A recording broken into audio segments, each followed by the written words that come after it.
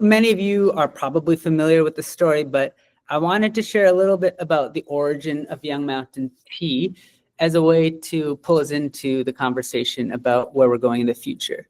And so to do that, I'd like to introduce you to this woman, whose name is Jamuna. She's a Himalayan farmer in the Kumaon region in northern India, and she spends 4 hours a day, every single day, collecting the firewood that she used to cook her family's meals. And I got to know Jamuna in 2013 when I was in this region, the Kumaon region, on a Fulbright fellowship. And I was there to document the lived experience of local farmers to understand how different technologies would impact them. And so she let me tag around with her for the day. And this is the first stop. We came to the morning. You can see behind her in the door frame, or sorry, the window frame, there's these 2 toothbrushes that belong to her 2 kids. She was just getting ready to send them off to school.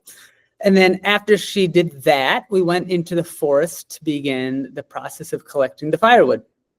And so about 15 minutes after I took this picture, I found myself taking a series of very different ones. And those are these ones right here.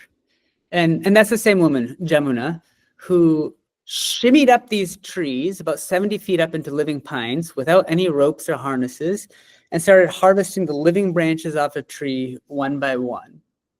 And I learned that she doesn't do this because she enjoys doing this. She does it because she has no option to keep her family fed. And I was about 26 when I took these pictures, and it was just like the striking moment of realization that if the farmers who grew the food that we eat don't earn enough to feed themselves, that's a problem for all of us. And that was really the trigger point for digging into the problems that led to the solution of Young Mountain tea. And to summarize those problems, that's a slide right here. It's a complicated cycle in the Himalayas, but in many parts of the world, where urban migration is slowly hollowing out once rich villages and leading to overcrowded megacities that's driving unsustainable urban growth. And as the farmers leave the villages, the land that had once been rich farmland is degrading, often into dirt. And because these farms are often really embedded in the fabric of the community, it's not like these are stretches of land that will get rewilded. These are just really fragile, landslide-prone stretches. And with climate change leading to longer, drier seasons that are followed by more intense monsoons, it triggers landslides, and that forces more communities to leave. And so there's a cycle that a lot of farmers are stuck in. And while tea isn't going to be the silver bullet solution to all these issues, it was clear from an early point in pursuing Young Mountain that it could offer a solution to at least some of them, in that it can create rural jobs that help to reverse urban migration. It can help to revitalize land and serve as an anchor crop for other forms of biodiversity. And then because tea is a tree that can live up to 200 years or more, in its entire life cycle, it's sucking carbon out of the air and then storing it in both its roots and in the soils. So a pretty compelling reason for trying to pursue something that also happened to sit right at a personal passion of mine, of tea. And thankfully, I'm not the only person who is excited about tea. I'm sure many people on this call I know are. And we're not alone. We're in the US in a unique moment where for the first time, American tea drinkers are discovering specialty tea. We're all learning together that black tea and green tea come from the leaves of the same plant, along with matcha and oolong and pu'er and all these other styles. But unfortunately, a lot of American tea drinkers can't access sustainable tea because the existing tea companies buy corporate-owned tea through long chains of intermediaries with really opaque supply lines. So even if you want to try to figure out who your tea is from growing by, it's really often a pretty difficult process to figure that out. And so Young Mountain grew out of trying to solve both sets of issues at the same time, one for the farmers and one for a market opportunity. And it started with a promise to a group of farmers that if they would grow tea, we'd start a company in the US to sell it. And so from the beginning, the model has been to bridge the gap that exists between tea farmers and tea drinkers by working closely with the farmers to make organic tea that's at a higher quality, and we'll talk about the quality part in a little bit, but in the process, providing complete supply chain transparency to both end consumers as well as tea businesses, and then also delivering on real impact, not just greenwashing, not just saying we're putting in a well or building a school, but trying to figure out how do we reshape the whole industry in favor of the smallholder farmer. And I'm proud to say that about 11 years in, we're making some serious headway on both sides of this puzzle. In India, we've just finished building the country's first farmer-owned specialty tea factory. And a handful of people on this call have been to the site and seen it themselves. That's work that's been supported by USAID, Frontier Co-op, Acumen, who's an impact investor, and Young Mountain ourselves. So that's to create new styles of tea that are owned by farmers. And we're connecting that into the US market, where we've launched with our first national distributor and also secured our first Fortune 500 customers. So gaining traction in the market for these kinds of tea at the same time as gaining traction on the impact side as well. And yeah, the reason we're able to do these things and really differentiate ourselves in the market is because we're doing things that most other tea companies aren't doing. Sometimes I scratch my head and say, I hope this is what we should be doing, because it certainly feels like a whole bunch of work. But it's good work, and it really does help to provide something that separates us from the rest of the competition. First, we're providing transparency that goes all the way back to the farms, which some tea companies are doing, but not often most of them. We're bringing to the market new origin, new styles of tea that have never previously existed. We're working with the farmers to increase their income. But then that last column is really the most exciting part. We're sharing ownership of the tea trade with the farmers directly by setting up facilities that we co-own with them. And right now, as far as we can tell, and we've looked, we're the only brand to actually own the ability to make tea. And when we say tea, we're talking about the caffeinated teas that include black, green, white, oolong, matcha, pu'er. Thanks, Dave and Kate. And I did see a question come through, and please keep them coming, and we'll just handle them all at the end. But yeah, this is a really unique moment to differentiate ourselves from what every other tea company is doing and position ourselves and as a business for growth. In terms of who's driving that growth, we've done a good amount of research into our customer base to understand who our target customer is. And we crafted this customer persona or consumer target customer based on an actual customer that's one of our top customers. We've changed the name and the pictures, but yeah, we're surprised to find that actually our strongest customers are men who typically find a tea that they love and then start buying it by the pound. A lot of time there are people that are trying to explore tea for health reasons, maybe switching off of coffee or energy drinks, and looking to scale back caffeine while also pursuing some sort of lifestyle adjustments, whether that's through mindful practices or yoga, a lot of other things that connect into the culture and the ritual of tea. And yeah, as I was saying, once we find these customers and are able to provide them not one good experience, but many, they become our lifelong friends and journey partners in this journey. And actually, some of the other people who have invested in this round are exactly these types of folks. And yeah, we see by focusing on a target segmented market that there's an opportunity for us to grow into a $60 million business annually. This is using data from the US Tea Association from 2023, which is the last year it's been released. What we're trying to do is within the specialty tea market, capture 5% of the Midwest specialty tea. And that's just as a starting point. But just by capturing 5% of the Midwest specialty tea market, we see a very viable pathway to growing into a $60 million a year business. And from there, we can grow into other regions and include more market capture.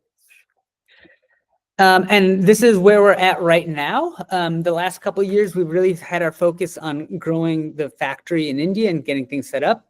The legal and financial work to do that was a journey, but I'm glad to say it's done. And we've been fortunate to receive grant funding to fuel that growth. And now we're turning our sights to growing the US side and growing the business here at home.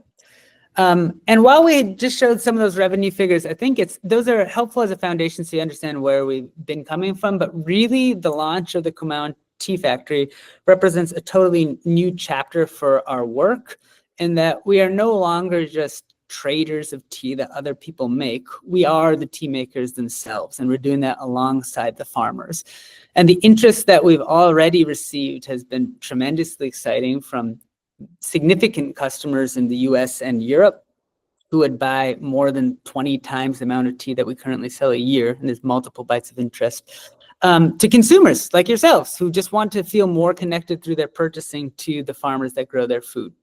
So yeah, as I mentioned, we've just finished the construction of the facility, and next April, when the tea bushes wake up from their winter dormancy, is when we'll be in a position to make the very first teas from this facility. And for this reason, for this work, we're beginning to gain a different type of recognition. Forbes wrote an article about us earlier this year, describing us as building something entirely new. And we've also had interest in press from regional papers to specific ones within our industry to food and beverage in general. And it's actually been interesting since launching this WeFunder campaign. We've had 4 outreaches of interest from different professors interested in doing case studies. So reaching into the research world as well is an exciting part to highlight the full scope of the work. In terms of when I say us doing the work, this is a snapshot of our team. Our leadership team, Mitra, my wife, and our creative director is also on the call, as well as Lucas, who's been our CFO for, I think, 8 years now. So Mitra's been working with the team for 6 years or so as well. We're just onboarding our first business development VP of Business Development, Camilo, and our work is guided by a board of directors that's got experience in food and beverage, as well as more broad impact, and been part of a lot of successful startup companies themselves. Which brings us to the current conversation. Through the WeFunder platform, we've launched an investment opportunity. And on a personal level, it's a tremendously exciting opportunity to try and open up the ownership structure of Young Mountain to people like yourselves, the general public, and through that connect the interests of everyday tea drinkers all the way back to the tea farmers through a single system of connected entities. We're raising $375,000, which will help us to reach cash flow positivity by 2026. You can see our valuation there's $4.5 million. At this point, we've raised about $206,000 through the WeFunder, so that leaves about $169,000 to go. And we're going to use these funds to build our team, including hiring Camilo, as I mentioned on the previous slides. We're going to be buying a whole lot more tea than we've ever had in the past as the facility comes online. And then we're going to invest heavily in our sales and marketing efforts to get these tea into as many teacups as we possibly can. And by considering investing, or if you've already have invested, you're not just joining the farmers in a legal system, you're joining a group of some of the most decorated leaders in international development, including these ones listed here, who've all supported our work. And the reason they've done it is probably the same reason that you're interested in, is that we're all collectively trying to create a new model for the way tea and more broadly agriculture can serve the people who grow our food.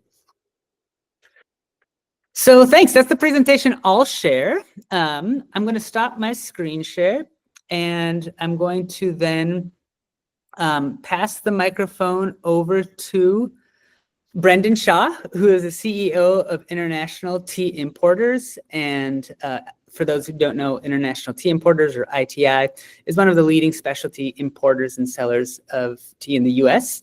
I've had the pleasure of knowing Brendan for, I think, the better part of a decade. And we first worked together to organize a guided trip to India, and our relationship has grown from there. So tremendously honored to have Brendan as our lead investor. And Brendan, if you wouldn't mind introducing yourself and sharing a little bit more about why you invested in Young Mountain, we can take it from there. Yeah, no, thank you, Raj, for the introduction. And again, thank you for putting all of this together. I am Brendan Shah. I am CEO of International Tea Importers, like Raj mentioned, and I am, we run a family of companies here in Southern California, including International Tea Importers, but also we have our own tea rooms as well, Cado Tea Room here in Southern California, as well as kind of a foothold in a couple of other businesses and industries. And yeah, I mean, my job is to kind of make sure all of it sticks together. So as Raj mentioned, we started working together maybe 6 or 7 years ago on the India Tea Tour. that we ran together. It was a tour for mainly tea professionals who wanted to go to India, see farms, see meat and farmers, and get their hands, in the tea leaves and actually make their own tea, see what that process is like. And we visited, Assam, Darjeeling, Nilgiri, all the major regions at the time, and it was a really valuable experience and something that I really enjoyed planning with Raj. And we ran that a couple of times. Obviously, there was a COVID stuck right in the middle of there, so we kind of had to put it on pause. But it's something that I think both Raj is very passionate about, is showing people what is going on in India when it comes to tea plantations and tea estates, and how building that relationship with farmers. And that's kind of the reason why I personally have invested in Young Mountain Tea. Is there's, as Raj mentioned, there's this big desire from the tea consuming public here in the U.S. To know more, to be sure of the ethical implications of all of the products that they consume, but in the case of tea in particular, the ethics and sustainability of tea is something that's been long overlooked by the tea industry. And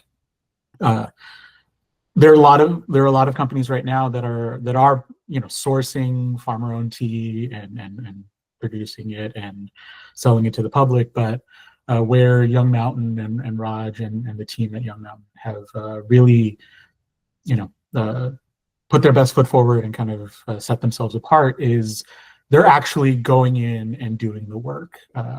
It's one thing to buy from farmers who are making this for a living, and we know where the tea is coming from. We know that they're being fairly paid, but it's a whole other thing to open a factory. It's a whole other thing to actually sit down with farmers and tell their stories and make sure that the work that you're doing is actually getting done and doing the thing that you want it to do. And that's where I think the value in Young Mountain is that when you're, whether you're going to be an investor or not, I at least recommend that you try the tea. This is a very good tea, but when you talk about Young Mountain, when you talk about Raj and the team here, that they're actually doing something, and this is something that the tea industry needs, rather than it just being,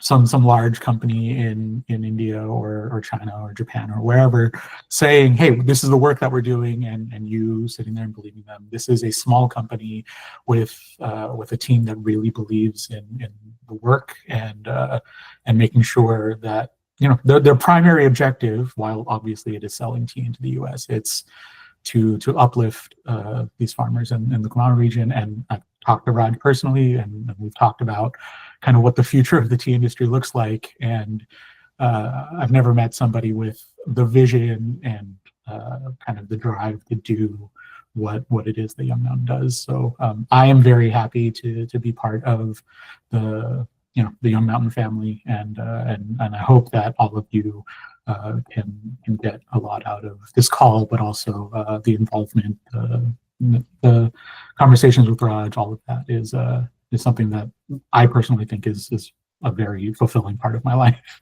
So I hope I did my part, Raj. I think you're very in general, I think Raj and the Young Mountain team are wonderful people, and what they do is incredibly important. Thank you very much for those words, Brendan. Big ones to live up to. Great. Well, I'm going to then actually switch the pin over. We can just make this a little bit more of an open conversation. I saw a couple questions come through. So just so I can make sure I'm focused on responding to the questions, I asked Brendan to be our moderator for the questions, our MC. So Brendan, do you mind just scrolling through and then letting me know which ones, maybe in the order that they came through, that we should walk through? Sure, Suresh. What's the timeline for the 5% market share, and how realistic is it, and where does Young Mountain sit today? Great. Yeah, thanks, Suresh, Uncle. Good to have you here. We're putting it at 10 to 15 years before we'll be in a position to fully realize that market share percent. How realistic it is, I mean, I'm an optimist. I believe it's within reach, and that's really not just driven by hopefulness, but really a recognition that the direction the tea industry is moving is towards prioritizing transparency, and not just sustainability for the sake of it feeling good, but really this transparency part is important for food safety considerations. That's one thing I didn't mention about the facility that we've set up, is that the US has very stringent food safety laws, and they're only increasing in intensity, and 99% of existing tea producers in India would not actually pass an audit if a food safety inspector were to go. So it's been surprising. It's not necessarily a glamorous reason, but a lot of the larger customers that we're talking to about selling the factory's teas to, it's being driven by a kind of a comfort level with compliance that we can offer because we have the relationship to the US. A lot of times foreign producers don't understand the regulatory landscapes of where they're trying to sell into, but we can provide that information and guidance. And so, yeah, besides just the transparency being helpful for demonstrating food safety compliance, there's a reliability piece that we can provide that's different. And then the flavors and styles of tea that we can make is kind of the exciting part, in that traditionally India has only ever made black tea, and relatively low quality black tea for the masses, because it's intended to be an ingredient that goes into a chai blend and is just one part of a larger drink. So the full potential for higher end specialty teas, these other styles like greens and oolongs and matchas and blacks, it's never really been explored in India. There's only one other facility that we're aware of that is trying. And so but they don't have the same level of farmer involvement that we do.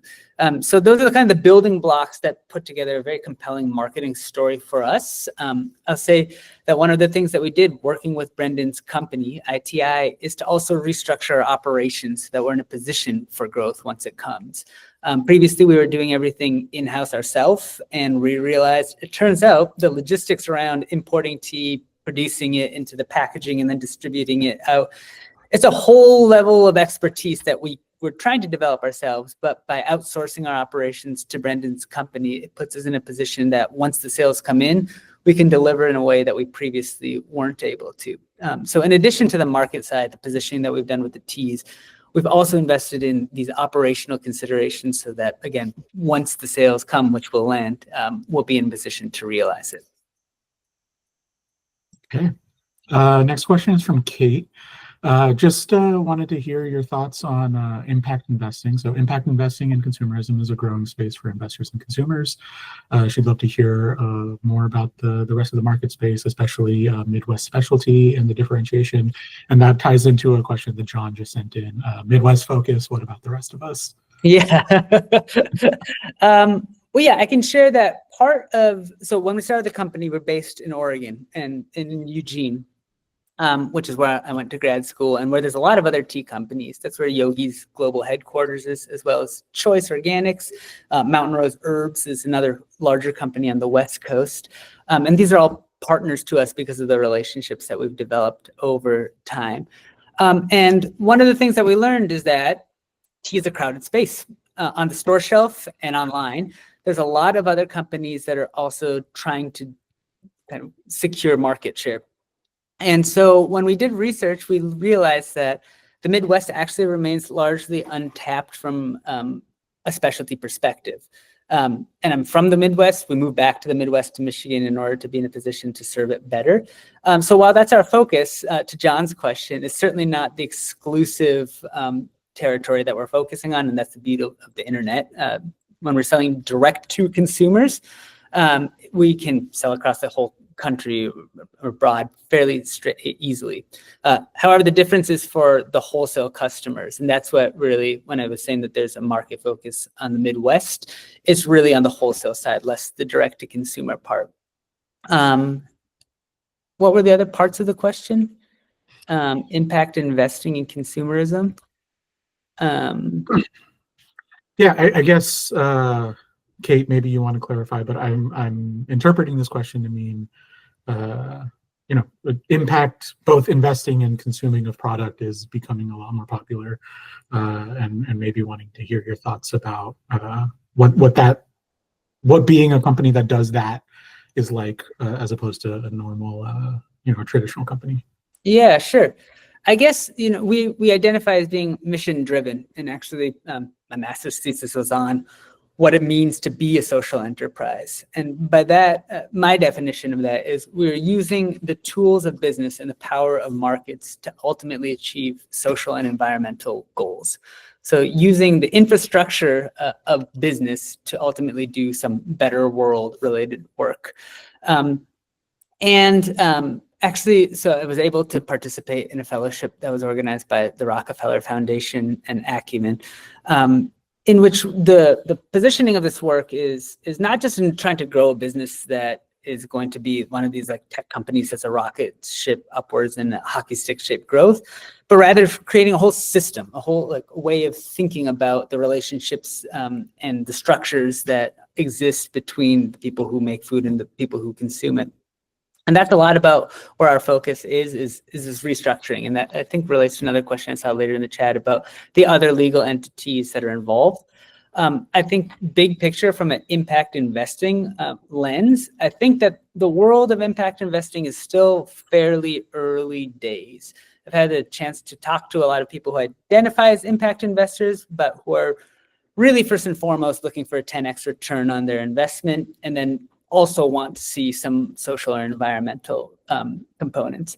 And to that, I'd say we're trying to do both, but not exclusively provide financial return to our investors. We'd certainly like it to be lucrative for all of us. And the philosophy is that if we do it right, there's plenty for everyone. But really to make sure that the social and environmental missions are enshrined in the very DNA of the business. And there's a couple governance related things I can share that we've done to do that. But I will say that having the chance to work with Acumen as an institutional impact investor has been very affirming that there are organizations and people out there who not only appreciate the idea of balancing both profit and planet and people, but also have experience in how to guide the growth of organizations in doing all three of those things at once. I think I got a little rambly there. I do want to say on the Midwest side, though, I don't want people to feel left out. So, John, to your question to everybody else, yeah, I mean, that's the beauty of, as I was saying, like online shopping, is that it's not as if we're focused on one region alone. Certainly for the end consumer, we're available anywhere. And if you do have interest in having us come to wherever your town is to selling more locally, please just send me an email. I'll put my email in the chat. You already have it. But yeah, this is a way that we can leverage the power of the network. And that's part of the reason we want to do this as a crowdfunding campaign, is because by inviting you all to become owners with us, our interests are aligned. And your power as a consumer to get us into stores around is much, it helps to amplify the work that we're already doing to do the outreach to these stores. Okay. Next question is from Tim. Or this is two questions. Okay. Once you complete this round of financing, what's the factory's capacity, the new factory in Kamau, and an estimated revenue from the tea that you're producing there? And then the second question is, how are you vetting the farmers and the factory for adherence to quality standards? Yeah, the factory capacity is 30 metric tons of tea a year. So that's in the range of 75,000 pounds of tea every year. The revenue from that, a lot of that will depend on the selling price. And the way we've structured the facility is there's two different production lines in the factory. One is what's called traditional orthodox production. So that makes everything from top grade teas, which are graded, Tim, I know you know this, SFTG FOP1. That's the highest grade, down to the fannings and the dust that end up in tea bags. So that's one production line. We can make that. And that's really the kind of traditional market, and it's a much larger market at present, which gets lower prices for the factory. On the other side, what we've done is also install the specialty equipment that we've imported from China, which makes small batch whole leaf styles of tea. And so these are the higher end, the oolongs and the whole leaf greens and even whole leaf blacks that India has not traditionally made. And those sell for a much higher price, but there's also, at least for Indian teas right now, a smaller market. And so a lot will depend on what balance of those two types of tea that we find the markets for. The initial interest has been more on the orthodox side, which is not unexpected. But over time, we see more potential both for the farmers and as well as for the market on the higher end specialty side. So we've modeled this around at capacity selling roughly $1 million in revenue from the factory itself. That's what the factory earns, which if Young Mountain is the exclusive distributor of, could translate into the range of $10 to $15 million a year. And this is the first facility, and very much our goal is to use this as a blueprint to replicate and to spread to other tea farming communities within Cumao. Right now, we've designed this to support what we believe will easily handle 500 farmers' harvest. So the the facility is set up in a region in which there's roughly 500 tea farmers around it. But in this region, there's 6,000 tea farmers currently growing tea, and the government is enrolling more to grow tea through a program all the time. So definitely scaling this out to the other regions is part of the plan. And so to Suresh's earlier question about the timeline to get to that $60 million mark, that's very much tied in our mind to the idea of at what point we're going to be in a position to replicate and create more factories. And we think that'll take in the range of 8 to 10 years before we're in a position that this facility is fully up functional and we can set up others. And that's when additional revenue can come from other sources. And then second, how are the farmers being vetted to quality standards? Okay, so there's two parts to tea production. There's the growing the tea that happens in the tea garden, and then there's the processing of the tea inside the factories that make the teas that we drink. From a food safety perspective, it's much more on the factory to ensure that what enters the facility is essentially a raw material, leaves as a food safe consumption product. And the most important step in tea processing for that is the drying step, which serves as what's called a kill step to remove any microbes or any materials from coming through from the garden to the cups of tea that we drink. We also then have a variety of machines for making sure that there's no foreign matter in the finished tea, which ranges from magnets that are run over the tops of the finished tea to remove any things like staples, to probably the most exciting piece of machinery that we got, which is called a color sorter. And this is, it creates a waterfall effect where the tea leaf drops down. There's a laser eye that's scanning it, and any differences in colors or imperfections, it uses these puffs of air to separate. And that's a level of quality assurance that traditionally is very rare in these styles of tea. So all that to say, from a food safety perspective, there's more focus on the factory where the finished teas coming out are, and we put a lot of training into the leadership team there. Our on-the-ground partner, Desmond, completed 2 years of trainings as part of a USAID grant to understand how to adhere to US standards. And then beyond that, if we're talking about quality in terms of making high quality tea, the single number one thing that determines the quality of the leaf coming into the facility is the health of the tea bush. And thankfully, this is the elevation that leads to the highest quality teas. It's about 5,000 to 6,000 feet elevation. And the cultivars that are being grown are some of the best. They came from Darjeeling. Tim, they're 82 and T78. And those are known for producing the teas that has made Darjeeling the most prized tea region in the world. So by bringing those cultivars to new soils, we're getting new flavors. The terroir concept is present in tea. And the farmers understand that the most valuable part of the tea to come to them is, the most important part from a quality perspective when it comes to harvesting tea is to harvest the bud and the first 2 leaves.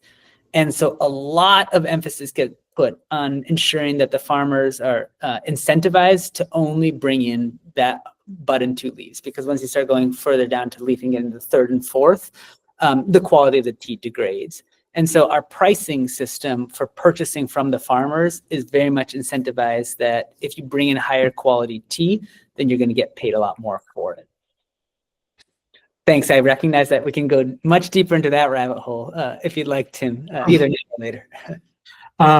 There have been a few questions about the financial aspects of all of this. So maybe, I know that you've prepared a little bit for that. So maybe we can address kind of those at the moment, and then we can go back to kind of the growth plans.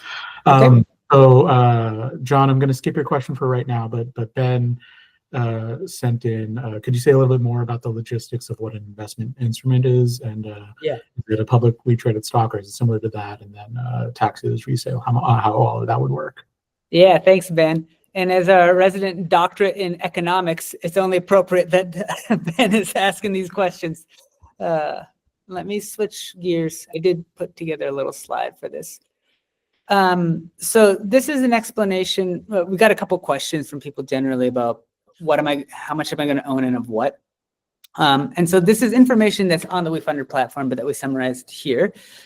So basically to figure out how much you would own of Young Mountain Tea, our total number of shares are here. It's 1,424,332. And the price per share in this round is $2.71.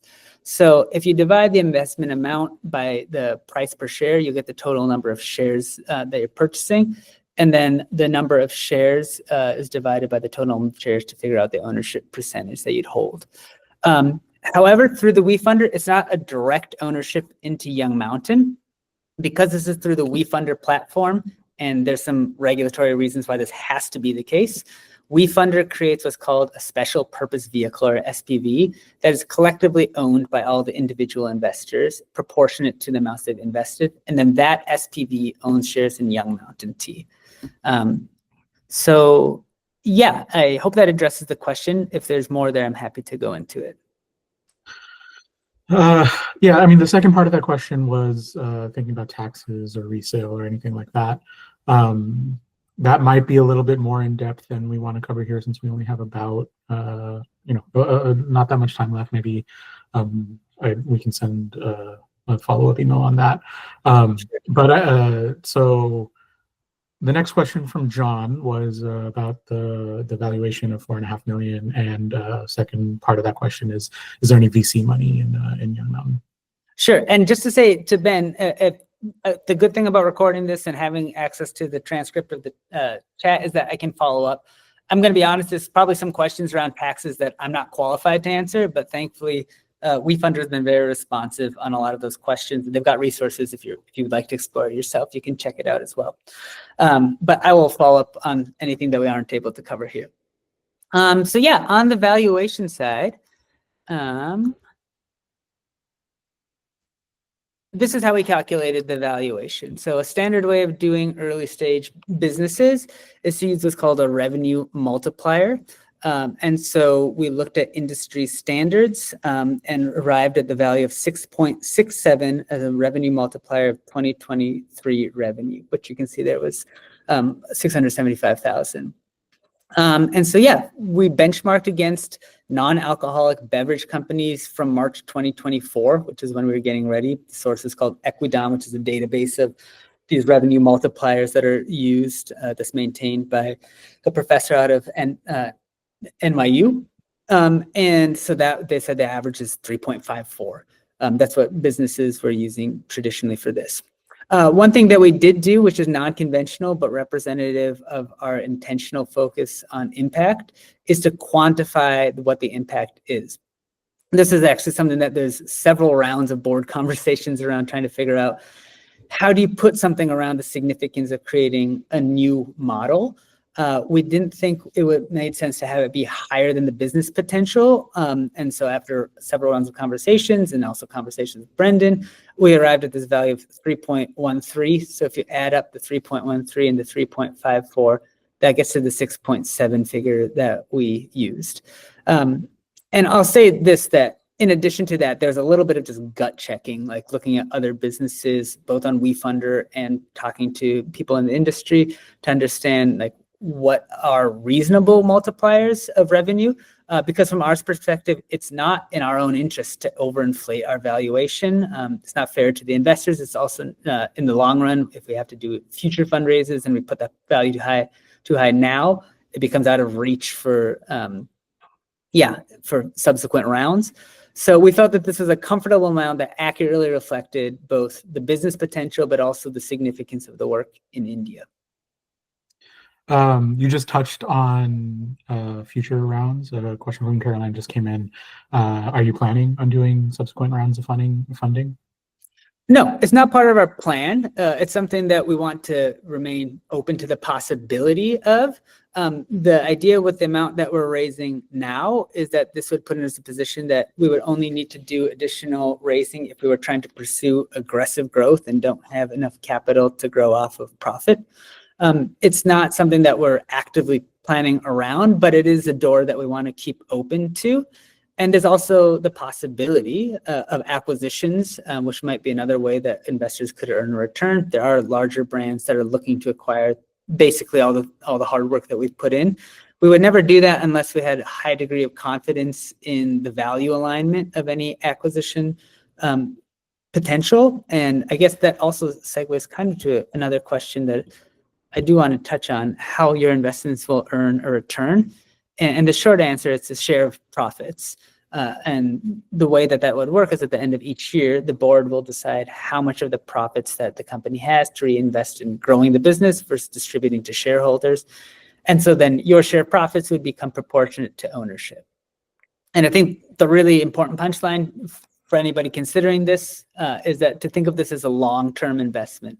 This isn't going to earn you very quick returns, but rather a stable, reliable supply of income over the long run. And to think of the investment not just in the business, but into the impact that we're trying to create as well.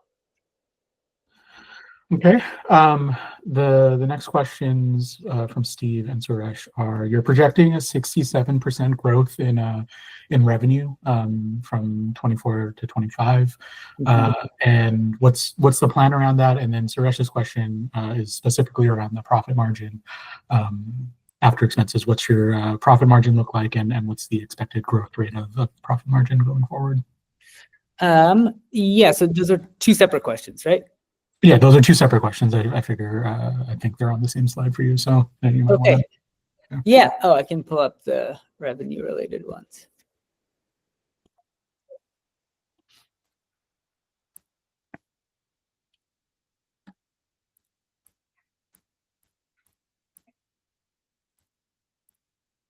All right, that's this one right here. Yeah, and I think you're referring to maybe not overall revenue growth, but the T sales revenue growth. And that jump is being propelled by this factory coming online. It really does represent a significant shift in what we offer and the types of interest that we're having. I think I mentioned, yeah, we're talking to at least 3 separate companies whose purchasing volume is more than the factory will produce at capacity. And we've received the first purchase order from a 4th one for tea from this factory, 7 months before it's even created. So it just represents something different that the industry wants and doesn't really currently exist. For these larger companies, the chance to buy tea directly or with at least direct insight into the farmers that grow it, and not only the transparency part, but knowing that the farmers own it, is understood as an essential part of the long-term viability. So leveraging the strength of that differentiation is a big part of the way we're planning to grow our bulk sales. In addition to that, this gentleman that we are onboarding now, he's Camilo.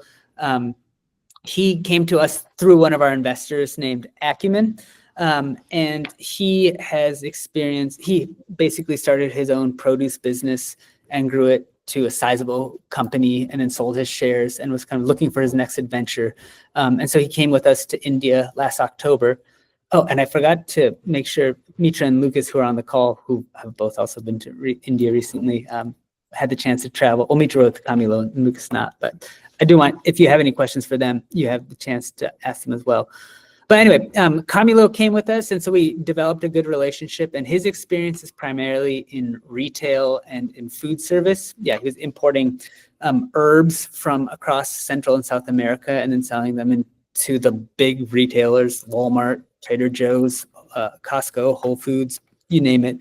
And so, yeah, his experience and networks are things that will be added to our mix beginning next month. We've already sort of conducted the initial conversations with him, so he's up to speed.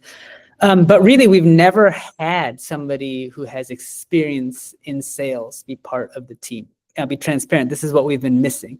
The business should be larger than it is. And that's because, as I mentioned, the tea market is a hard one to break into, both from it being a crowded market space, but then also from the money that you need to actually fuel growth. And so by having not only the people, but the cash that will come through this raise to invest in growth, yeah, we're just in a different position than we've been before. I can also share, if you'd like, we sell through 6 different sales channels that are a mix of channels under our own brand, Young Mountain Tea, but then also kind of alluding to these bulk channels as well. And so, yeah, it's pretty broken down by these figures into individual sales channels, and from those sales channels, how much of this we can rely on from our existing customer base versus how much we need from new customer base. And we've got customer relation management, CRM, where we've documented all the leads that we are following up with. And so it's kind of the system around sales is what we've built. And now this is kind of to raise the money to have the fuel to actually run it at full. I hope that helps on the sales side. There was a question about profit. Yeah. So what's the current profit margin, and what does the growth rate of profit look like? Yeah, I guess I don't really have those as percents handy, but you can see the way we've modeled this now down there on the bottom. I want to give kudos to Lucas for developing our financial model and working with our finance committee that meets monthly to review and fine tune this. So it's not just these aren't just numbers thrown on a spreadsheet. This is taken from a model that ties a profit and loss to the cash flow to the balance sheet. And yeah, this year and last year, because of the grant revenue that was flowing through for the factory, we've been running at a profit. Next year, we're anticipating, as we transition off of the grant support to being sales only, there'll be a temporary dip. The amount of money we're raising is sufficient to make sure that we are able to navigate that dip. And then basically 2026 onwards is, there's a difference between being profitable and being cash flow positive. Profitability being across the whole year, cash flow positive meaning at any one point in the year, there's sufficient funds to run the business. And so both of those are tied to the year 2026 and onwards. And in growth, we could have added a column, I suppose, down at the bottom to add percents. We could do that in a follow-up if you'd like. Okay. I think I'm going to go back to John's question. It ties into what you just talked about, but okay. Do you have any national distributors right now? And I assume part of Camilo's job is coming in to get those contacts with national distributors. Yeah, we do have a national distributor partnership with Frontier Co-op, the customer that also invested.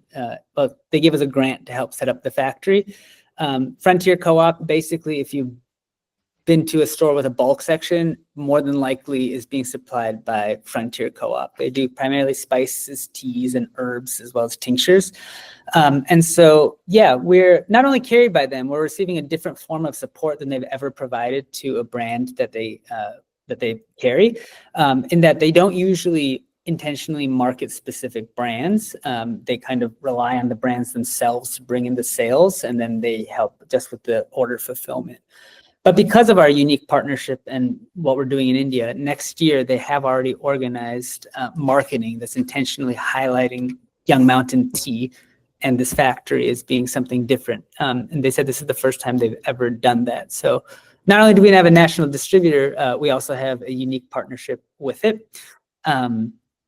And yeah, Brendan, to your point as well, Camilo's background in this space, he has a lot of contacts that we've already discussed if we want to service other parts of the industry. Frontier is fairly focused on the natural grocer world, but there's other avenues that we can explore as well. We're talking to another national retailer who I signed an NDA, so I can't share who it is, but if things happen, as it seems likely, there would be national opportunities coming in August of next year. That's also going to help fuel the growth. Okay. Looks like the group was able to figure out that SPVs will issue K-1 tax forms. Okay. Maybe, well, I'm sure you'll send an email around just confirming that. But yeah, I think I'm sure WeFunder will have all of that handled. Last question on here about the financials. So it says return on sales is around 9%. How does that compare to the average return on sales in the specialty tea industry? Gosh, if we had that information, it would certainly be wonderful, wouldn't it?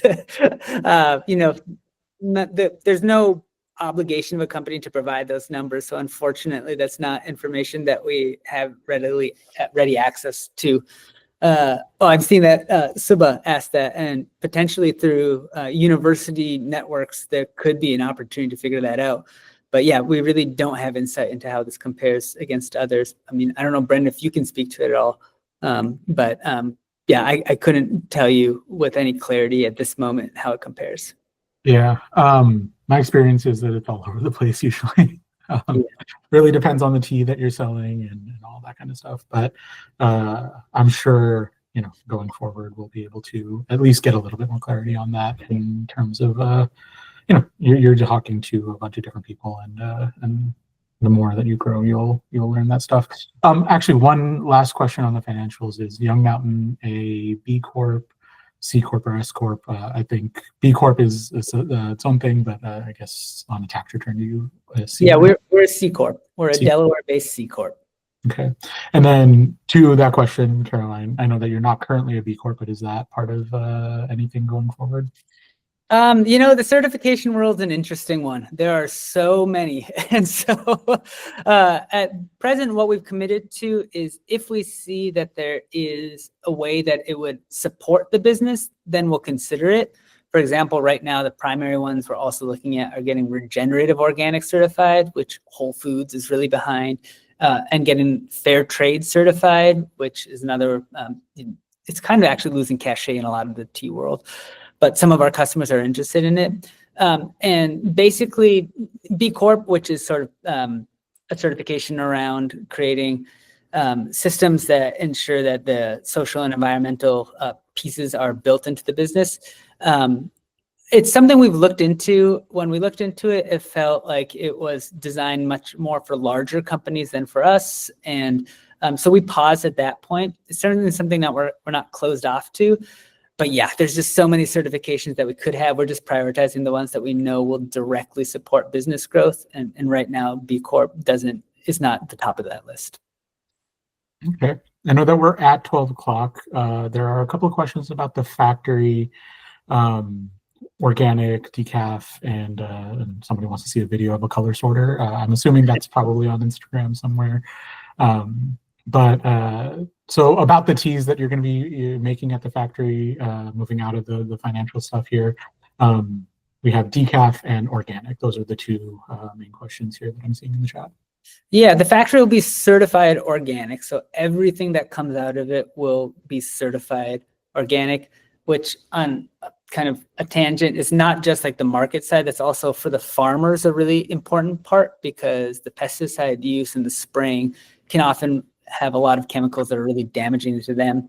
And because tea is never cleaned or washed from when it's grown to when it reaches your cup, it's really in the best interest of consumers to make sure you're drinking organic tea, because otherwise, the way one mentor described it is any pesticides that get put on the leaf will end up in the cup. So it's literally a chemical cocktail that you're drinking. Could be drinking, not to say all conventional tea is that way.